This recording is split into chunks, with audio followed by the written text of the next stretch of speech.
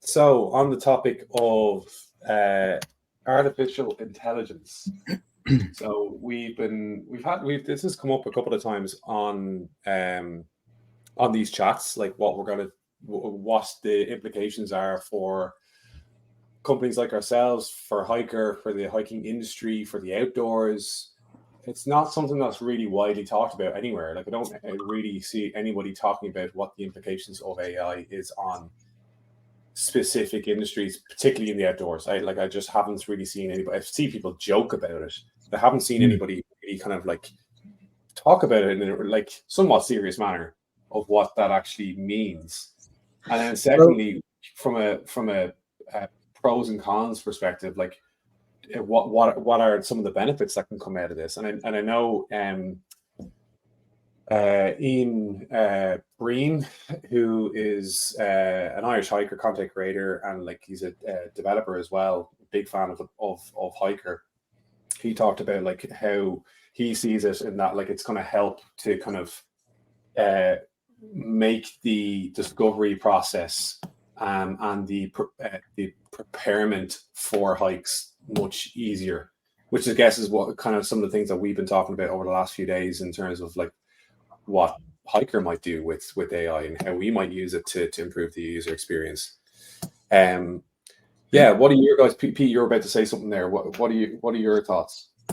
I've seen AI discussed in terms of hiking or like outdoor activity and kind of orienteering and all that. And it was in one place, and it was Reddit. And of course, it was, of course, just a like negative. It was, oh, what are you talking about? AI? I'm not going to be staring at my laptop all the time when I'm out in the mountains. It's the complete antithesis of everything that I want exploration and outdoor navigation to be, and yada yada yada, blah blah blah. So yeah, it was pretty well shot down on that thread that I saw on Reddit. But of course, it's going to be super negative. It's Reddit, but that is the opposite of what people are using AI for in terms of these contexts and these applications. It's about like well, I suppose, Paul, I'll let you discuss the technicalities of what it opens the door to in terms of kind of conceptualizing information and data. And that's the strongest bit about it. It's you're no longer relying on people to show you data. You get it kind of ingested and then given to you in something a lot more kind of, I don't know. Yeah. I think like one of the things that is important to, that we do clarify is that like what we're referring to here is generative AI, which is, AI you can pass text or images or audio into, and then from that it will generate. And like, let's be just very clear, what it does is it guesses word after word what the right next word is. It just happens to be very good at guessing. But like I always, the big thing for me is like I just kind of like to keep it simple in that how AI is generally going to benefit is it is intelligence. AI, what the second word in it is intelligence. So what does intelligence do? It helps to make inferences from different bits of data. So for example, like if you think a very, very, simple way, if an AI has got a whole set of data about a trail, and it's got other data about what the current conditions are. Well, one of the powerful things that AI can do is go, well, I know the trail is like this. I know it's got this kind of surface. I know it's at this altitude. I know it goes this high. I also know what the conditions are at that. I know how the dew point might change throughout that mountain. It knows all of these different elements there. So we can bring of those two things together and go, these are the things that I think about that. So if you think about the simple question you might have is like, is it safe to hike that trail today? The AI goes, I know all this stuff. I know all this stuff. My answer to that is this. And I suppose the rightful downside to AI at this point in time is, does it give the right answer? And even at that, you end up in the situation as with anything else. Even you ask a person the same question, it is ambiguous.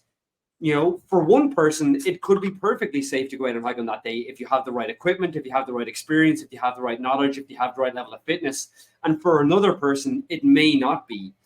So you inevitably end up in a situation where, it is difficult to answer.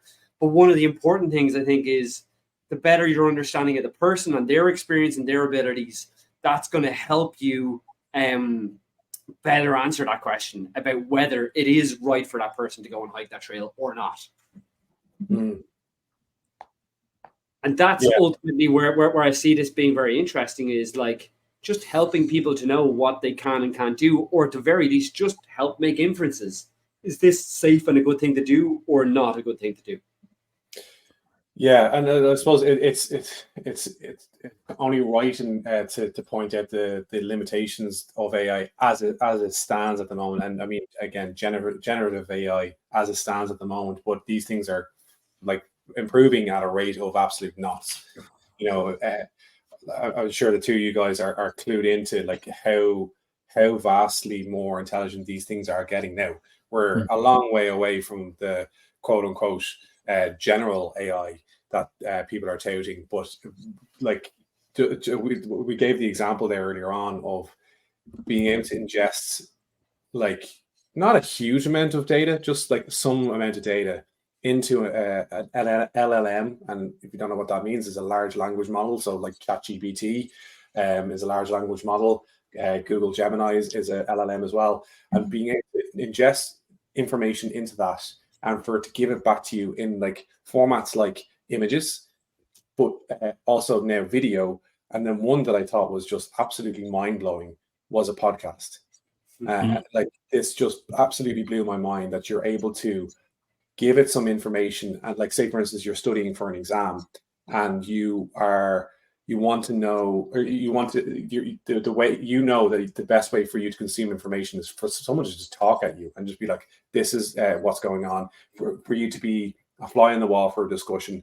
And now all of a sudden you're listening to two not real people talk about the subject that you're trying to learn about. So I just thought it was absolutely fascinating.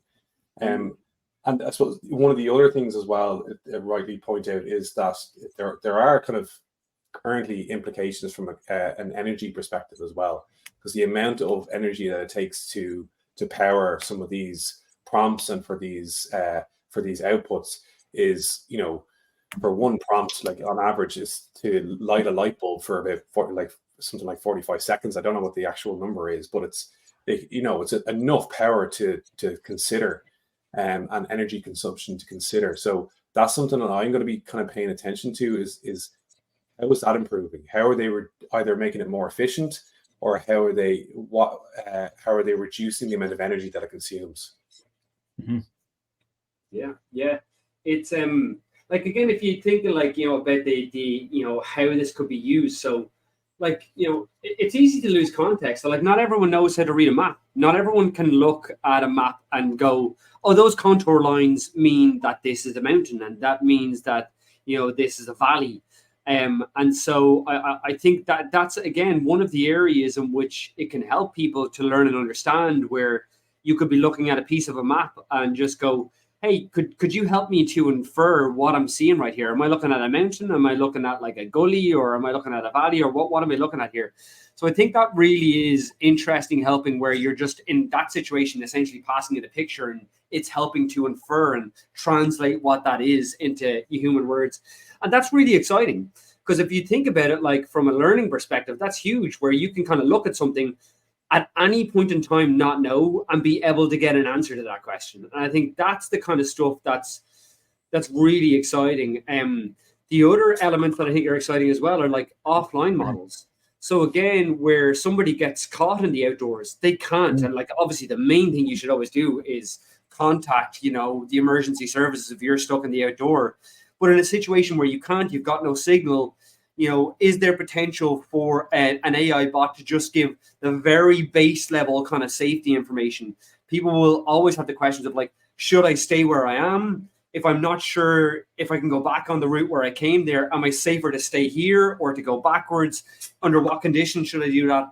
all that kind of stuff there. I think, again, offline, smaller generative models could be helpful in, helping a person to stay safe in that kind of situation. Well, that's definitely where I see the value in it, is where, like, obviously we can create parts of our app that are about, like, this is what happens if you get in trouble. We've created blogs and we've created content about that kind of stuff in the past, but it's the context. So if I am a certain type of person at a certain level of fitness with a condition or something like that, then that's where it becomes really valuable. And that's again what we're looking at, I suppose, is how to contextualize our trail information as well, and personalize that a little bit to people's kind of skills and their experience. And that's just, you can't do that with singular pieces of content. So yeah. Has anybody seen any kind of outdoor apps or websites use AI kind of successfully in the last while? I've seen a bunch of websites and things, but nothing to do really with the outdoors. Yeah. Yeah, it doesn't really seem like anybody's kind of figured it out and how to do it properly. I do know that there's some kind of sorry, Pete. Yeah, there's some kind of mapping companies who are bringing out kind of smart route navigation and that type of thing, but it's nothing really to do with outdoor navigation and leisure. There's some big players obviously in our industry that you would expect at some point will dip their toe into this. They'll do something. They will have some feature or UI that will integrate AI. But yeah, I suppose that kind of leads on to like the next question, which is like our next side of this, which is what are the potential risks that are involved? Because we can't, like, you have to. This is a big moment in civilization. Like, we can't like downplay it in any way, shape, or form. This is a huge turning point, and that's why you have three guys that are running a hiking app talking about artificial intelligence. Like, I don't think there's ever really been a time apart from when we had smartphones, when the hiking industry were like talking about something quite technical. So when we're talking about something that's big and scary like this, we have to talk and consider what the risks and implications are. Particularly when you are using these models in the physical world, when you're using them in maybe not necessarily while you're out in the wild, but also, Paul, you did mention about having offline models, but using them to help to navigate and to help to navigate these hikes and being in the outdoors and these somewhat kind of risky situations, and in some cases very risky situations. So I guess what are the mitigating things that we can do what are the mitigating things that we can do to mitigate those risks, I suppose is the question. Like, I think it's much like before AI, where when you get, advice off somebody or somebody says to do some things, you always have to have your own wits about you, just like anything. Even when you have the best map ever, when you see something in front of you that doesn't look right, you have to act with caution. The scene I always think of is there's an episode of The Office where Michael Scott is following his GPS navigation, and the GPS navigation says turn right here, and it's like about to turn into the water here, and then he's just like going towards it, and he's turning, and they're like, don't go that way, you're driving into the water, don't go that way. He's like, no, the GPS says I go that way, don't turn that way, and he drives straight into the water. And I think that is kind of like the reality, and that is honestly the risk, because some people will take these things, literally, and they will turn into the water. I have to pull that up. It's literally, it's one of my favorite scenes in the entire show. But yeah, I guess like that's a thing that we're seeing in the hiking community anyway. Like that's why people use apps like HiiKER in the first place. But they do that puts I suppose a good bit of responsibility still on HiiKER, and like before HiiKER, it would have been the mapping organizations, and before them, or not, maybe not before them, but at some point the trail organizations, the ones that are building the physical trail as well. And yeah, like where liability lies is always a bit of a weird one. Like outside of hiking, there is this example of where AI kind of went wrong from a platform or a customer service perspective, where and Sharon, my partner, she knows well about this because she was really kind of looking at ethical AI for or still is. And there's this example with Air Canada where they implemented an LLM. They had a chatbot. They used they trained it with all their data, and this customer had to cancel their flight for like personal reasons. A family member had passed away.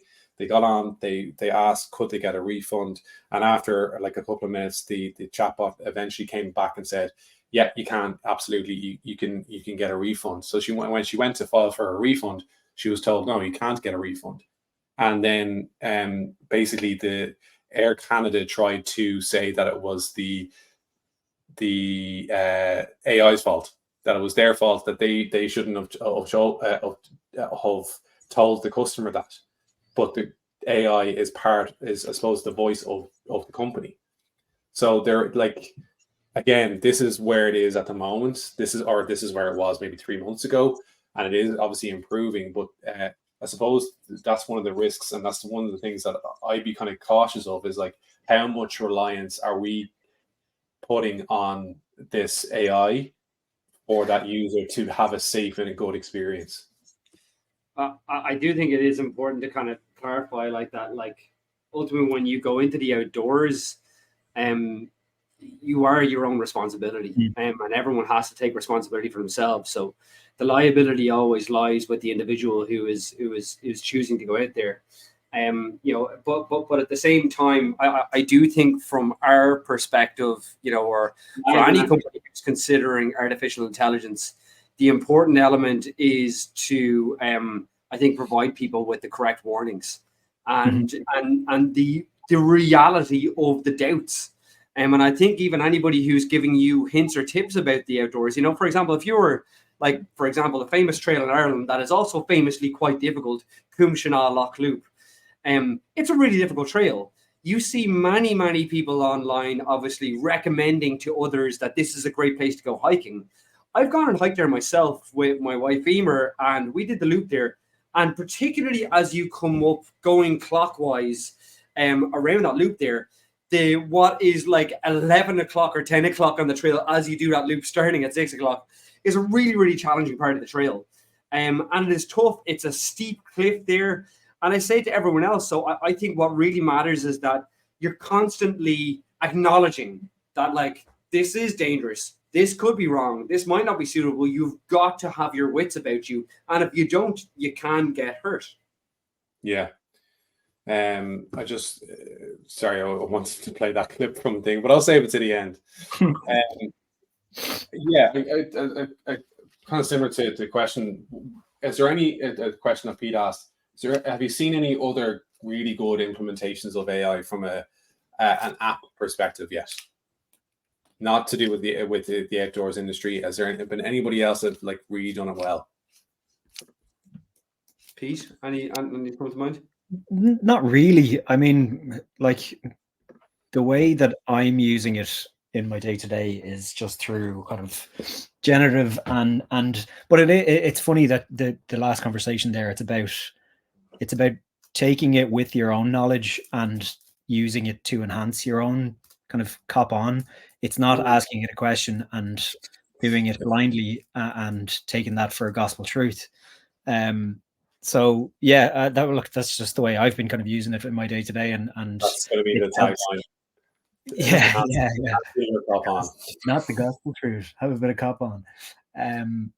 But yeah, the way it's been able to help me in the things that I thought I already knew so well, and just little questions like for example, like web development and that type of thing, where I'm like, if anybody's a web developer, they know Stack Overflow, for example, which is a website where kind of developers get on to talk about issues when it comes to like programming languages and things.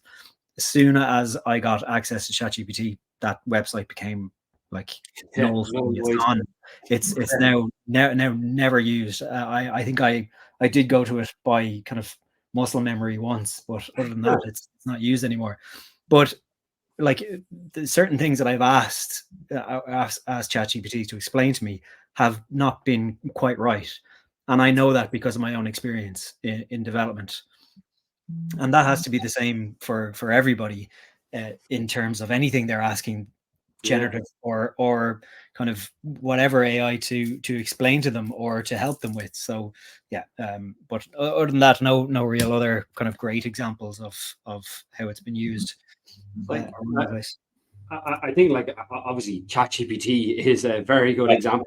I was going to say like the only examples that I've seen so far where it's really good are the actual models themselves. The main models themselves. Like I suspect that there's a lot out there that people are kind of less familiar with. Obviously, ChatGPT is an AI that people now directly interact with, but they forget that like security systems going back forevermore have implemented forms of not generative artificial intelligence, but artificial intelligence in the form of inferring what is seen in an image. So, so people will have been affected by artificial intelligence. Like when you walk into an airport, those cameras are packed with, models that are identifying issues, identifying people, identifying risks throughout airports. So it is, it has been all around us for a long time.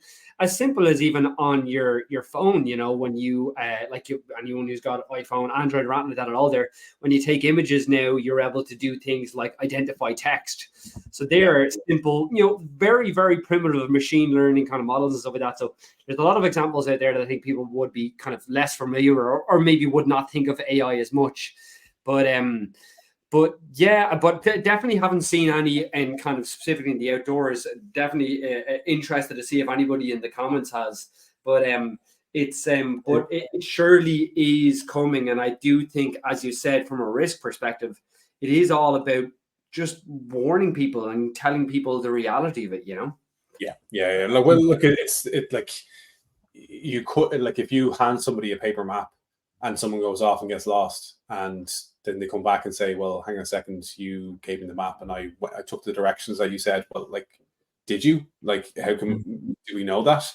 So the onus here, you're absolutely right, always will have to be on number one.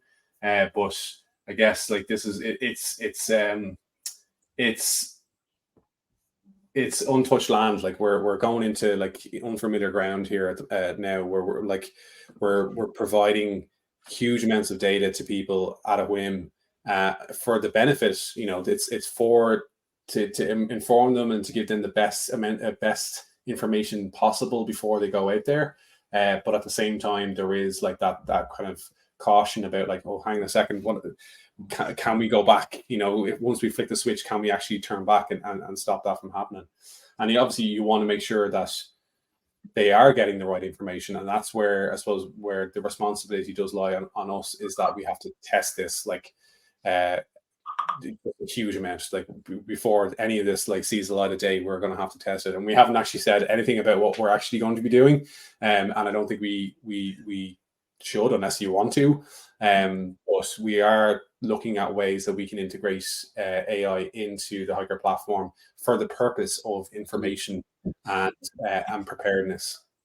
Yeah, and like I think, as I said, anything that we're doing obviously will be labeled with the relevant warnings of that. You have to take this with a pinch of salt, and we will certainly be baking cautiousness into what we are doing to make sure that generally it's erring on the side of caution. And that again, it could be to some of the things that, in fact, it is some of the things that people find frustrating in models, because the models are inherently cautious, and that they are optimized to give the least wrong answer rather than the most right answer, if you get me. And again, you can see why do companies do that, because they want to make them as safe as possible, and they don't want to be building models that are taking a lot of risks in terms of kind of giving answers. So I think you're certainly likely to see in any form that this comes in HiiKER, and happy to hear people's ideas as well. Is we're going to be baking in a high degree of cautiousness into these models and into the way that we interact with these models. Yeah. Well, one thing that we're definitely not going to be doing is what Michael Scott actually experienced when he was following his GPS system way back when. We'll just give you a little highlight of what that was like. This is the Elmhurst Country Club out of the lake on the southeast side. I don't get it. I really don't get it. I thought this would work. Threw everything I had at that guy, nothing. That's how it goes sometimes, you know. You lose everything, and everything falls apart, and eventually you die. And make a right. Maybe it's a shortcut, Dwight. It said go to the right. It can't mean that. There's a lake there. I think it knows where it is going. This is the machine knows.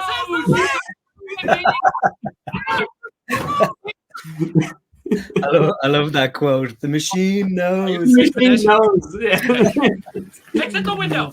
Oh. Make a U-turn. You know what we have to do within the app? We need to license that, and like in advance of anybody using the AI within HiiKER, they have to watch this video before. The machine knows.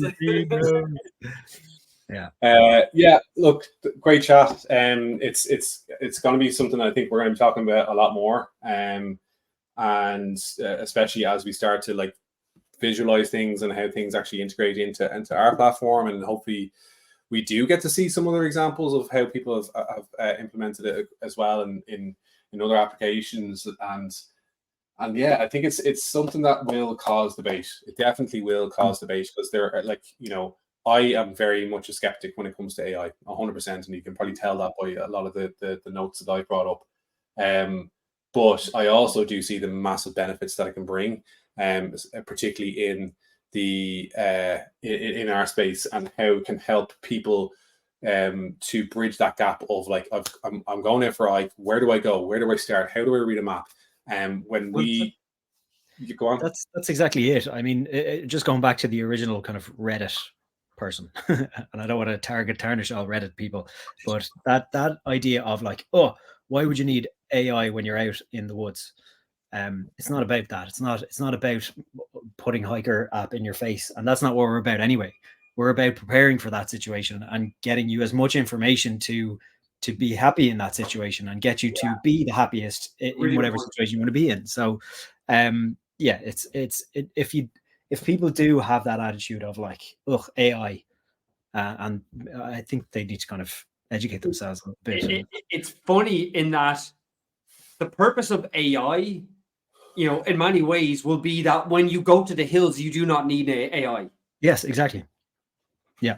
It's helping you to infer the information, read the right documents, present the right information at the right time. So when you go there, you are purely disconnected, and you are not thinking at all there, and you are enjoying yourself. So yeah. Well, look, I think, as I said, like, it's going to cause a lot more debate, maybe amongst us, but also I'm sure people that are listening or watching this will also have their own opinions about it as well. But it's something that I'm definitely keenly interested in seeing how it evolves, both for us and for the wider hiking community as well. So if you're interested in following along that conversation, join in. We have a Facebook group and community. It's just HiiKER, the Hiking Maps app. Just search that on Facebook. If you're watching this, you probably are already part of the group as well. Join in the conversation. We'll be putting in questions, seeing what people think about it, maybe showing you some early iterations of what it looks like as well in the platform. And yeah, let us know what you think. Lads, thanks as always. Until next time. Bye. bye. Bye. Cheers.